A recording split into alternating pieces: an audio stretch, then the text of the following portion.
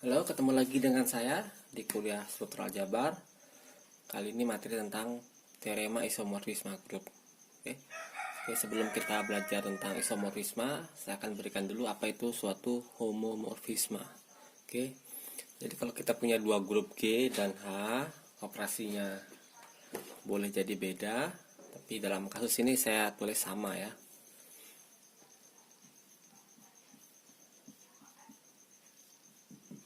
Suatu fungsi atau pemetaan dari G ke H kita katakan suatu homomorfisme apabila setiap unsur di G, setiap unsur X dan Y di G berlaku Fx kali Y sama dengan Fx kali Y, atau secara matematis saya tulis seperti ini.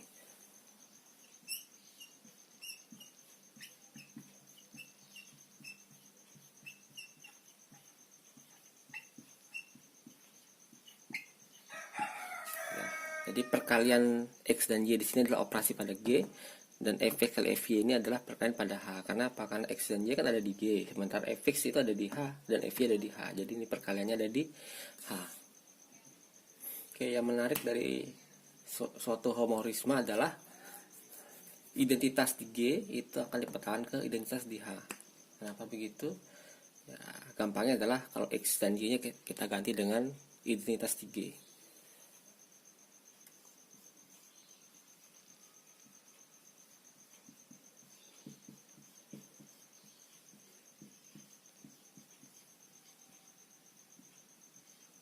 Ya, jadi kalau X nya kita ganti identitas di G dan dia juga sama identitas di G, maka F identitas G kali identitas G adalah perkalian identitas di G, F identitas di G dan F E G gitu ya. Jadi ini sendiri adalah identitas kali identitas adalah identitas ya.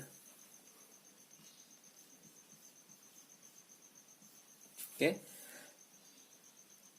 Nah, karena F E G ada unsur di H, maka dia punya inverse ya. Inverse adalah misalkan aja F inverse, FEG inverse gitu ya. Jadi kita kalikan dari kedua ruas ya.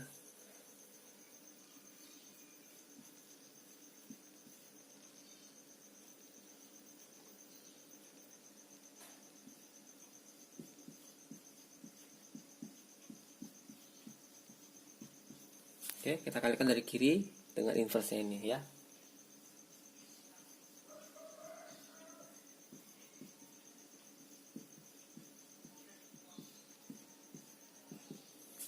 Oke.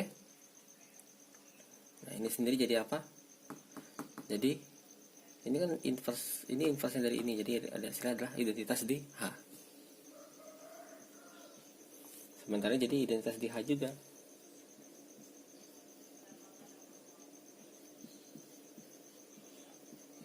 Oke. Nah, dan ini bisa kita hapus ya.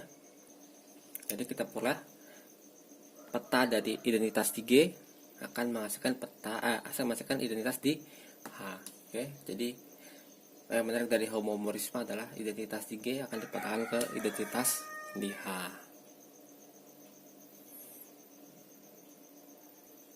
Oke, yang menarik dari homomorfisme adalah identitas G dipetakan menjadi identitas di H ya.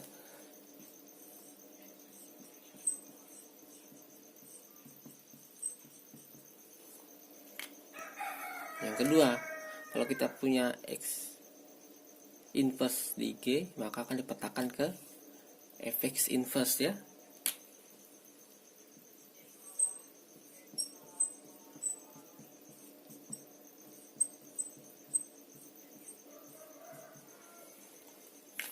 Oke, yang menarik, kenapa bisa begitu? Ya, sebenarnya gampang, kita manfaatkan sifat pertama ya. Jadi Feg sama dengan H ya.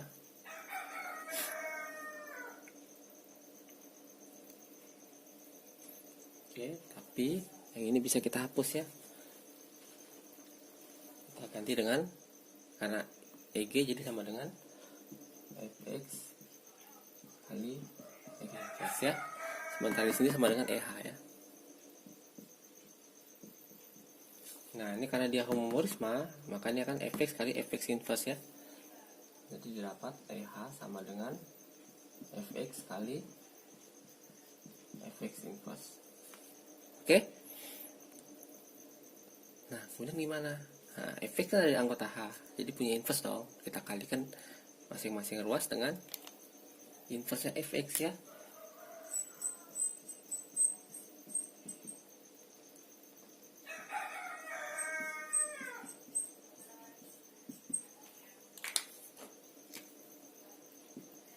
Ya. Yang kiri kita kalikan dengan fx inverse, yang kanan kita kalikan dengan fx inverse ya. Apa? Ini jadinya adalah inverse. Nah, ini kan jadi identitas ya.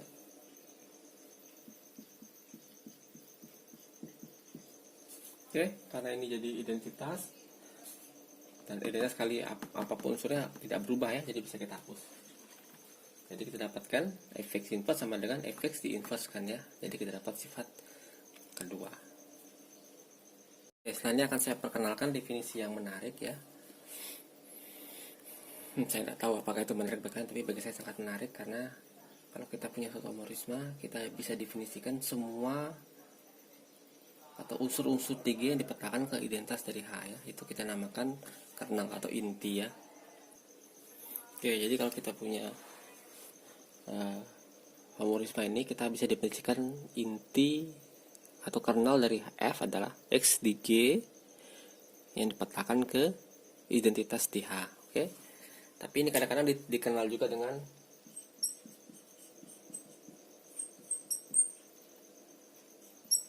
inti F ya. Tapi untuk kuliah kita akan gunakan ker F ya. Oke, kita punya definisi kedua yaitu im F atau image F. Itu adalah himpunan semua hasil dari pemetaan unsur di G ya. Oke. Ini kadang-kala dikenal juga dengan peta F ya. M itu image ya. Sebenarnya gampangnya ini dari hasil aja ya.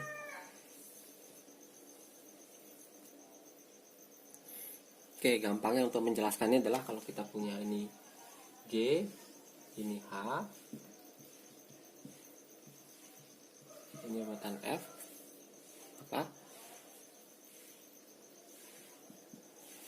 ini misalnya H ya.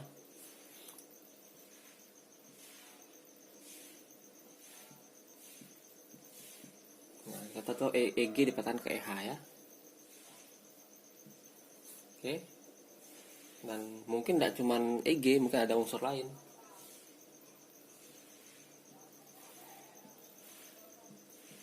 Dipetakan ke EH ya.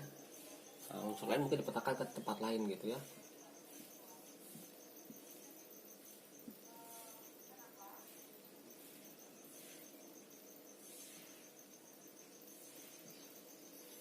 Oke, nah intinya fungsi kan semua unsur di sini punya pasangan di sebelah kanan ya. Nah, unsur-unsur yang kita petakan ke EH atau yang ini itu adalah kernel ya. Oke. Nah, sementara di sini adalah ada dua unsur yang nggak punya pasangan di kiri ya. Ya wajar aja suatu fungsi seperti itu ya. Nah, tapi yang disebut image adalah hasil, yaitu yang ada unsur-unsur di sini yang punya hasil ya. Yang tidak punya hasil seperti ini tidak masuk ya. Jadi ini adalah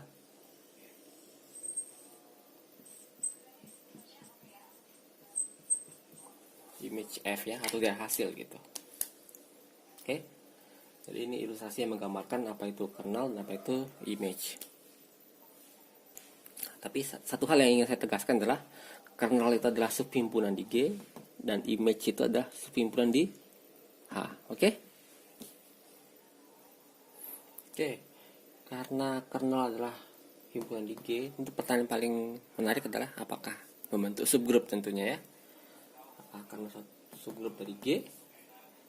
Jawabannya iya ya.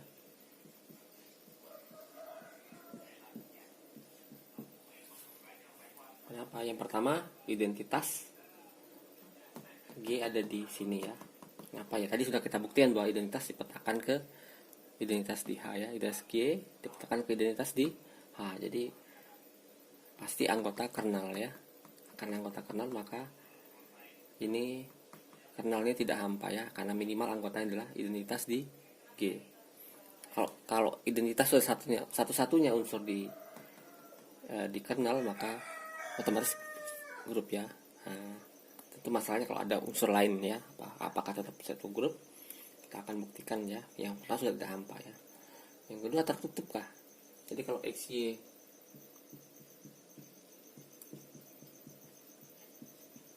anggota kernel, apakah X dikali Y juga anggota kernel ya. Nah, dan yang kedua, buktikan punya unsur identitasnya WA. Karena ini sudah jelas tadi identitas G ada di sini ya, otomatis punya identitas ya. Karena identitas itu berlaku di G, apalagi di subhimpunannya. Oke. Dan yang ketiga, apakah setiap unsur di sini inverse ada di sini ya. Oke. Tapi itu adalah sifat-sifat yang harus kita buktikan sebagai grup yang berdasarkan definisi ya. Tapi kita punya teorema. Jadi kalau XY kita ambil anggota kernel F sembarang, kita harus buktikan bahwa X kali Y inverse ada di Rf ya. Jadi kita kalikan X kali Y inverse ya. Kalau untuk menunjukkan X Y inverse ada di kernel, kita tunjukkan dia petanya 0 ya. Oke. Tapi karena F-nya homomorisma, maka ini sama dengan Fx kali Fy inverse. Oke. Nah, ini sendiri tadi udah kita buktikan inverse-nya boleh keluar ya.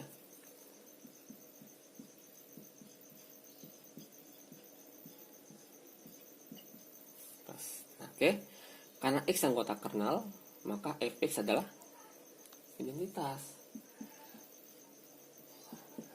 Karena Y juga anggota kernel, maka Fy adalah identitas ya. Tapi yang kanan dikasih inverse ya. Tapi karena inverse adalah dirinya sendiri, ya ini sama dengan identitas kali identitasnya sama dengan identitas sendiri. Oke. Kesimpulannya apa? XY inverse dipatahkan ke identitas, atau dengan kata lain XY inverse anggota kernel F. Oke. Jadi sudah berhasil kita buktikan bahwa XY inverse itu anggota kernel F. Jadi kita buktikan bahwa kernel F adalah grup subgrup dari G. Oke. Oke. Tadi kita sudah buktikan ini adalah subgrup dari G ya.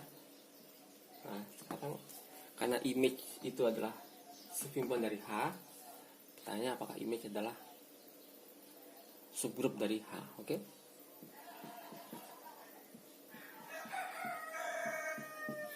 Jawabannya adalah ya. Kenapa?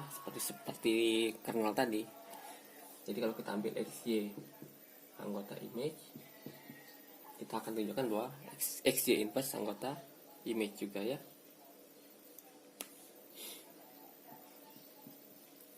Oke, kalau kita ambil XY anggota image artinya apa?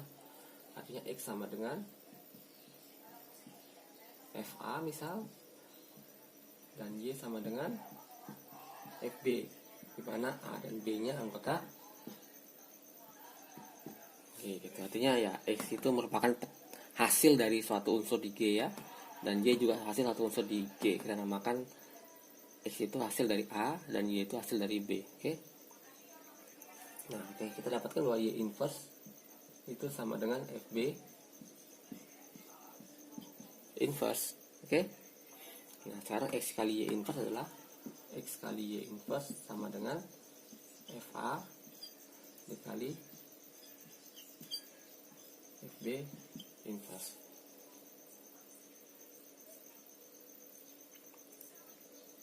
Oke, karena kita tahu ini tadi sudah kita buktiin bahwa inverse dari FB itu bisa keluar masuk inverse-nya ya. Jadi sama dengan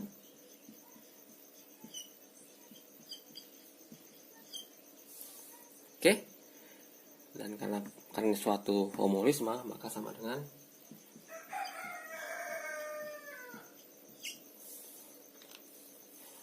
nah, AB inverse sendiri karena A dan B-nya anggota G, G-nya grup, makanya pasti ada di G. Jadi kita sudah buktiin bahwa Y inverse itu merupakan hasil dari AB inverse ini. Jadi kesimpulannya apa? SC inverse anggota image ya. Karena kita udah butuh SC inverse anggota image dan XY nya kita ambil sembarang tadi, maka kita telah buktikan image F itu adalah subgrup dari H. Oke, kali ini kita akan masuk ke definisi isomorisme.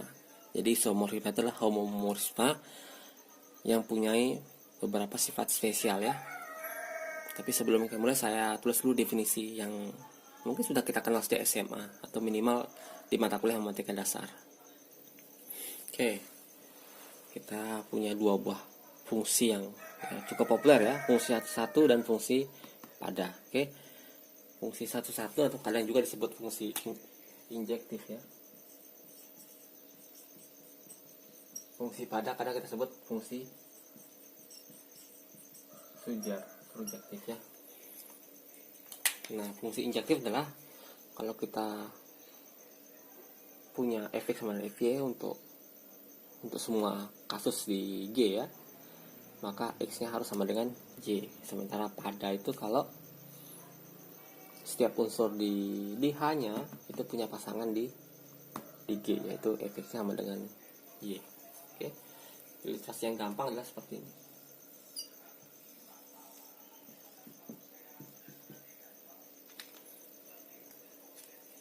Jadi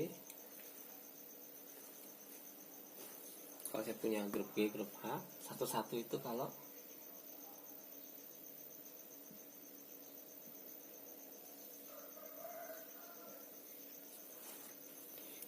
tiap anggota dari kodomain atau H itu punya tepat satu pasangan ya. Jadi kalau ada satu yang ke ini dua begitu, maka dia tidak satu ya. Oke. Nah, kalau pada gimana? Pada berarti artinya setiap unsur di kodomain itu punya pasangan di sini ya. Oke. Jadi ini kan tidak punya pasangan, berarti tidak pada. Nah, misalkan ada satu di sini ya. Oke, dia pada. Oke, boleh jadi ini punya lagi unsur yang ke sini, dia juga tetap pada ya. Tidak masalah begitu. Ada satu unsur di kanan ini yang punya lebih dari satu pasangan kalau pada ya. Tapi harus semuanya punya pasangan. Oke. Nah, tapi ini tidak satu, kenapa? Karena ini punya dua pasangan. Oke. Nah, itu gampangnya untuk melihat fungsi satu dan fungsi pada. Nah, kapan suatu fungsi f dikatakan isomorisme? Yaitu apabila f-nya mempunyai sifat bijektif. Bijektif artinya apa? Yaitu injektif dan subjektif atau memenuhi satu dan pada. Oke, itu sederhana definisi isomorisme. Oke. Nah, jika F itu suatu isomorisme, maka G dan H kita katakan isomorf ya.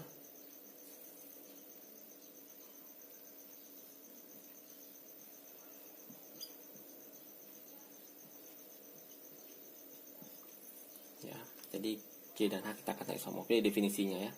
Jadi suatu homomorfisme dikatakan isomorfisme jika F-nya juga suatu pemetaan bijektif ya. Nah, kalau F-nya suatu pemetaan bijektif, maka kita katakan G dan H itu isomorf atau kita kasih tanda sama dengan lengkung gitu. Maksudnya apa? Ya sebenarnya sama, tapi ya nggak gitu juga gitu ya. Oke, nanti kita bahwa sebenarnya ini hanya mengatakan bahwa dua buah grup ini punya sifat yang sama persis ya. Misalkan ini kalau ini komutatif, mau nggak mau ini pasti harus komutatif ya. Ya, ini kalau grup hingga ini jumlahnya 7 nih, mau nggak mau harus 7. Kalau nggak mungkin. Nggak mungkin ini suatu isomorisme ya. Oke. Nah, bagaimana? Tapi ingat bahwa G dan H itu isomorf kalau ada isomorisme dari F ke G ya, ada. Cukup satu aja. Ya. Jadi kalau kita bikin fungsi F dari G ke H dan dia tidak bukan suatu isomorisme, bukan berarti G dan H-nya tidak isomorf ya. Karena bisa jadi ada pemetaan lain yang membentuk isomorisme ya. Jadi G dan H dikatakan isomorf kalau ada satu aja isomorisme dari G ke H. Oke, saya kira itu jelas. Oke, sebelum saya lanjutkan, saya ingin memberikan latihan ya. Tadi kita udah lihat kernel itu subgrup dari G ya. Nah, saya ingin kalian mencoba di rumah bahwa sebagai PR ya, bahwa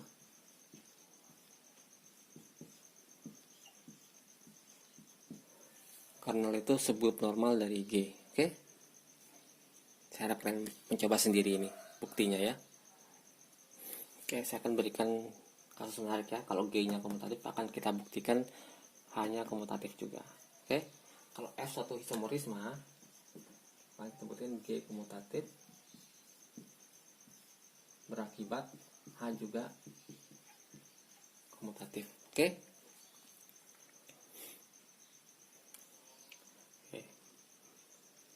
Jadi akan ditunjukkan bahannya komutatif ya. Berarti kita ambil dua unsur di H ya. Jadi ambil XY anggota H ya. Kalau XY anggota H, artinya karena dia pada, berarti setiap unsur di H itu punya pasangan di G kan. Jadi kita namakan, jadi terdapat HB anggota G sehingga A sama dengan X dan B sama dengan Y. Oke.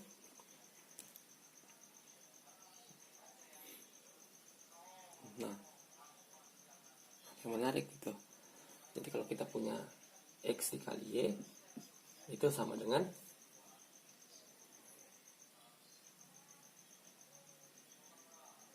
FA kali FB ya.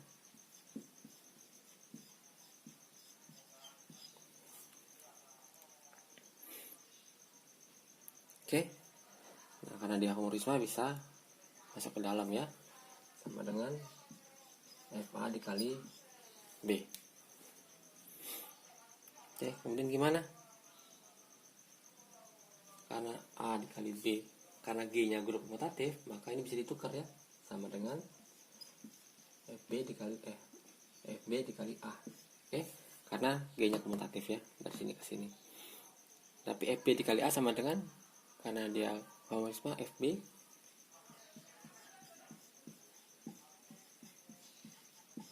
kali FA. Oke. Dan ini sendiri sama dengan Y dikali X ya.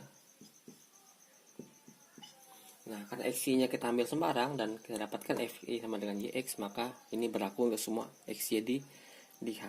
Jadi kesimpulannya dia komutatif ya. Jadi G komutatif menyebabkan H-nya juga komutatif. Oke. Nah, ini F suatu isomorisme. Oke. Nah, pertanyaannya adalah PR kedua ya. Jadi kalau F-nya isomorfisme, buktikan hanya komutatif, maka G-nya juga komutatif. Oke. Kita bisa gunakan ini sebagai latihan di rumah.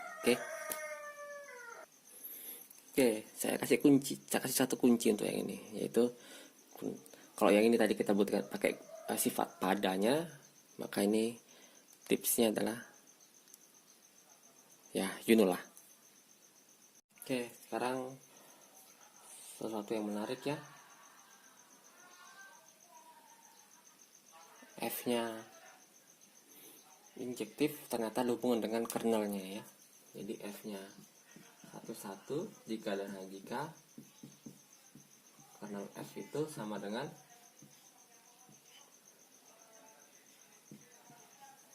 isinya cuman identitas ya. Oke, kita akan buktikan dari kanan kiri juga. Jadi kita punya F-nya 1. Oke, kita akan buktikan kernel F sama dengan ini ya. Tapi kita tahu bahwa ini jelas subset ya, karena dia subgrup dan ini adalah pasti anggota IG, sudah kita buktikan tadi ya. Jadi kita ambil X anggota kernel F ya.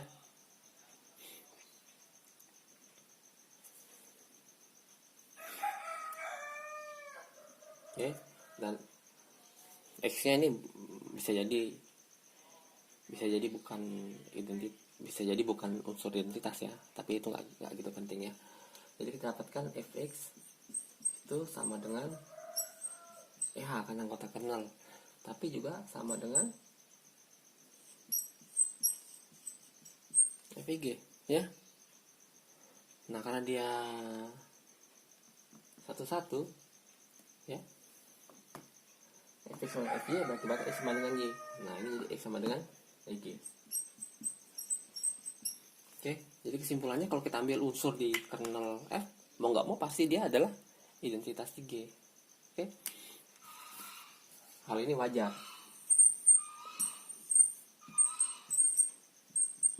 Kalau kita lihat tadi, ini E, H ini EG.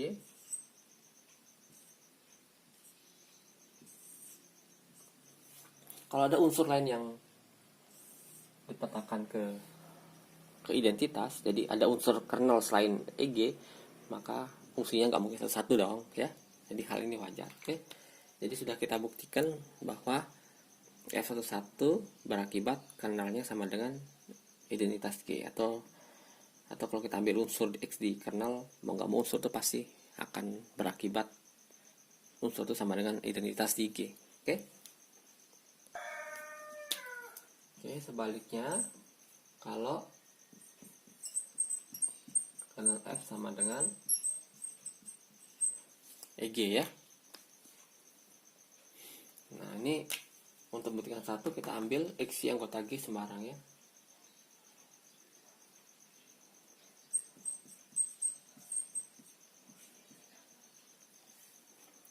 Anggota G sembarang dengan fx sama dengan fy. Oke.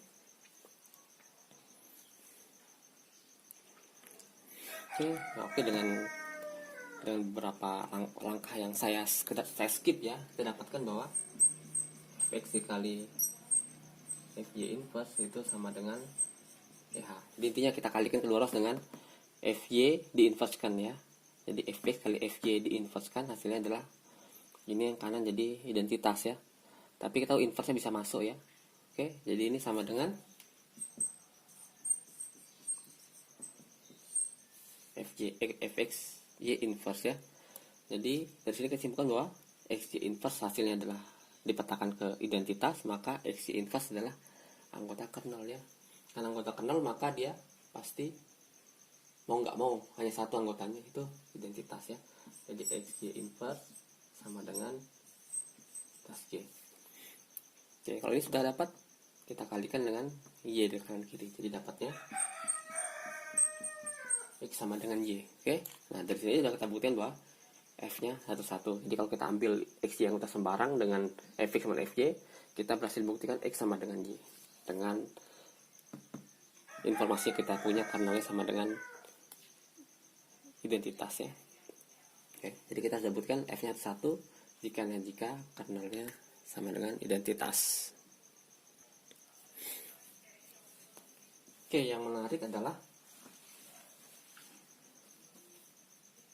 kapan F-nya pada. Nah, ini berkaitan dengan image-nya ya. Kalau tadi satu-satu berkaitan dengan kernelnya, maka ini berkaitan dengan image-nya ya. Saat ini F sama dengan, oke, kita lihat di gambar, ini pada kalau tidak ada unsur yang di luar, tidak punya pasangan di kiri kan. Artinya kalau di sini ada satu yang tidak punya pasangan, maka dia tidak pada ya. Oke, artinya tidak ada unsur yang sendirian di sini, yang jomblo ya. Akibatnya mau nggak mau image-nya harus sama dengan oke. Nah, itu gampangnya. Nah, untuk buktikan ini akan jadi latihan kalian di rumah ya. Kalian buktikan sendiri di rumah sebagai latihan. Dan saya kira buktinya tidak terlalu susah, atau kan kalau kesulitan bisa gunakan buku referensi kita.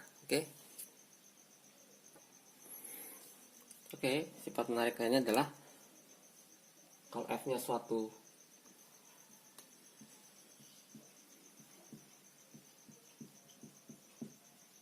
suatu homorisma, maka kita tadi udah tunjukkan bahwa sebagai tugas ya, kernel F itu adalah subgrup normal ya. Jadi kita bisa buat grup quotientnya ya. Ingat, kalau kalian lupa dalam grup quotient silahkan buka video saya sebelumnya ya. Oke, perkara grup quotient ini akan isomorf dengan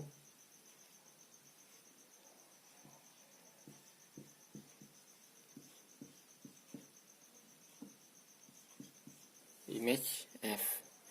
Oke, yang menarik kalau F-nya kita punya suatu homorisma yang subjektif, maka image F itu sama dengan H ya, dan ini akan isomorf dengan H. Oke, nah, itu wajar ya. Oke, yang menarik adalah buktinya ini ya. Buktinya, karena buktinya sangat panjang ya. Nah, buktinya kenapa saya katakan panjang, karena apa? Karena pertama-tama kita harus definisikan, harus menebak atau mencari atau mengkonstruksi pemataan dari grup quotient ini ke image F ya. Dan pemataan itu harus kita buktikan. Yang pertama well defined ya, terdefinisi dengan baik. Yang kedua adalah homorisma. Yang ketiga adalah satu-satu. Yang keempat adalah pada. Oke, ini saya pindah ke atas untuk memperluas tempat bukti ya.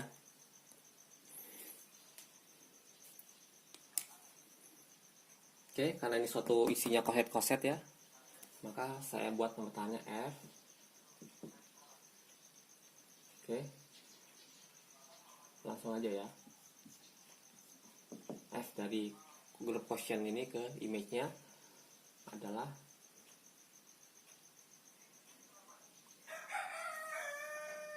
ini koset isinya. Jadi yang kita pakai adalah koset ya. Jadi kalau kita punya koset A ke F, ini kita petakan menjadi A. Maaf, menjadi F A ya, dengan hanya unsur di G. Mungkin koset adalah H ya, hanya subgrupnya, tapi ini subgrupnya kan ke F, jadi A kali ke F ya. Oke. Jadi kalau kita punya pengaitan seperti ini, kita harus tunjukkan bahwa dia suatu fungsi ya. Artinya nggak ada satu titik yang menyebar dari dua seperti itu ya.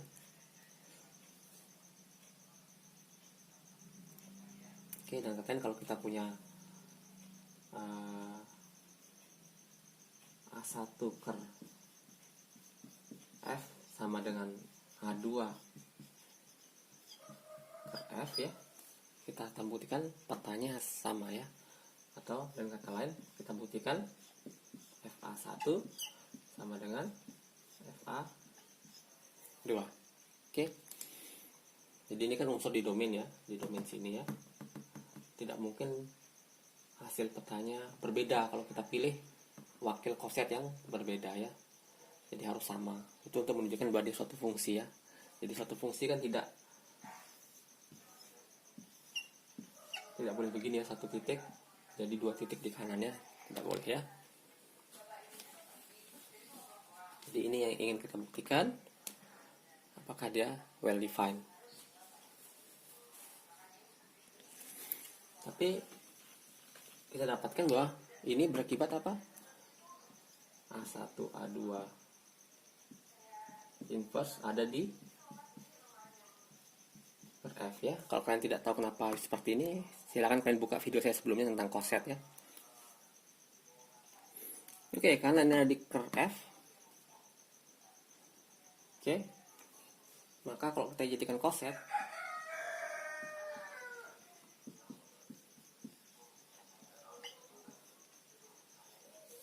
oke, saya melakukan kesalahan di sini. F-nya di sini tidak sama dengan F di sini ya. Jadi yang saya harus ganti adalah ini ya, karena belum kita gunakan ya. Oke, kita tunjukkan G adalah well defined ya. Jadi karena A1 A2 inverse ada di ker F ini, kalau kita patahkan menjadi G,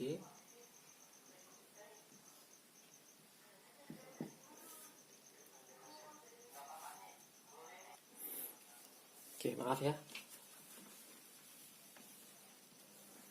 karena A dikali A inverse anggota kernel, maka kita dapatkan FA1 A2 inverse itu sama dengan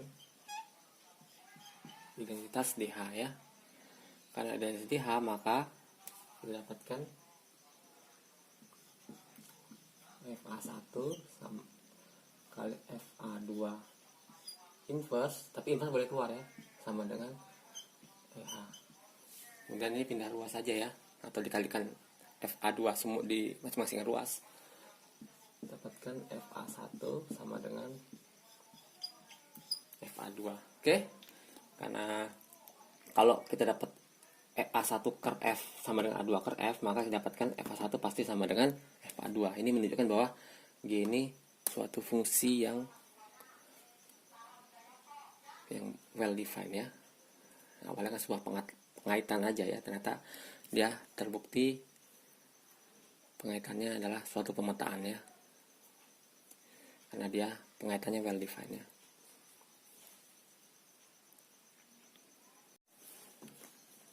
Oke, kita sudah buktikan kalau gini suatu pemetaan ya. Sekarang akan kita tunjukkan bahwa dia homorisma. Jadi kalau kita ambil dua unsur di domain, namakan A ker F dan B ker F ya, kita akan tunjukkan bahwa dia bersifat homorisma ya. Jadi kalau kita misalkan G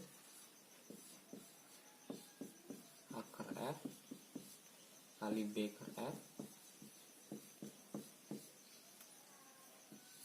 ini kalau dikali ini kan hasilnya adalah AB ker F ya.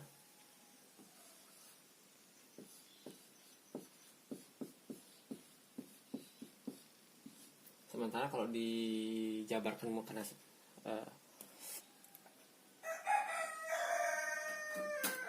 oke, balik ke sini lagi ya, karena ini kita tunjukkan bahwa akan sama dengan G kali A ker F dikali G B ker F ya. Tapi ini sendiri definisinya berdasarkan ini sama dengan F AB ya, dan ini sama dengan FA dikali FB. Oke, FA apa? Adalah G A ker F ya.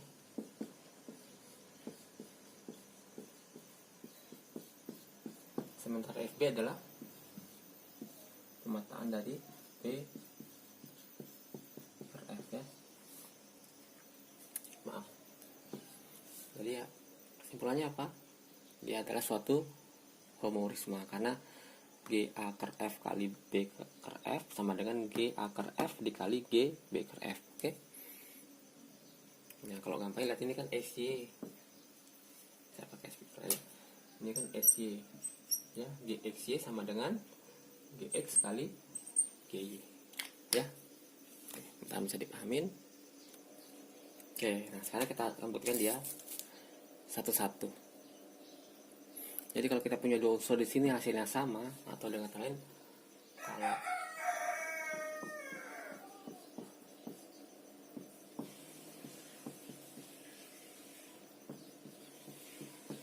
punya dua unsur sembarang di domain, di mana hasilnya sama, di mana G A ker F sama dengan G B ker F, atau dengan kata lain, di mana dengan FA sama dengan FB ya.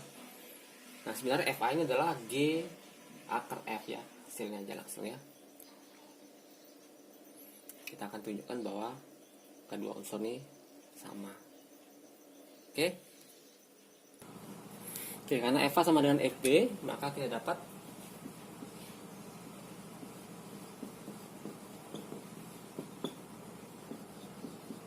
FA dikali FB inverse sama dengan EH ya. Inverse di luar tapi boleh masuk ya. Nah ini kita dapatkan A dan B nya masuk ya.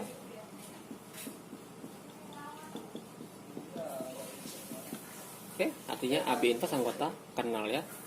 Jadi AB inverse anggota kernel. Oke, akibatnya apa? Karena AB inverse anggota kernel, maka ini sama dengan ini. Kalian lihat sendiri teoremanya di video saya sebelumnya tentang coset ya. Jadi kita dapatkan F sama dengan bahwa dua buah coset sama kan, kalau saya gambarkan aja, kalau AH sama dengan BH itu jika AB inverse anggota H. Jadi sifat ini kita gunakan ya, sifat dari coset. Oke, untuk bukti pada, saya kira jelas ya. Kalau kita ambil unsur di domain pasti bentuknya FA ya. Nah, kita pilih unsur pasangannya atau unsur di domainnya adalah, kalau tadi kita pilih nih G, FG gitu, maka kita G ker F ya. Saya kira jelas ya. Silakan kalian buktikan sendiri di rumah ya. Nggak bakal sulit. Oke, sekian bukti teorema isomorfisme bahwa G ker F itu isomorf dengan image F ya. Ini adalah teorema isomorfisme dasar ya. Jadi jika kita punya F dari G ke H homomorisme, maka kita dapatkan bahwa G per ker F itu isomorf dengan image F ya. Tapi yang menarik, kalau ini adalah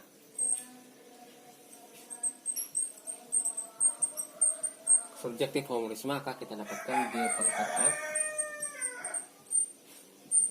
itu sama dengan isomorf dengan H. Oke. Yang banyak lagi, kalau ini suatu isomorfisme, maka ker F kan 0, akibatnya G isomorf dengan H. Oke. Demikian kuliah tentang teorema isomorf grup. Jika ada pertanyaan silahkan tinggalkan komentar atau silahkan WhatsApp saya di grup. Oke. Sampai ketemu pada kuliah berikutnya.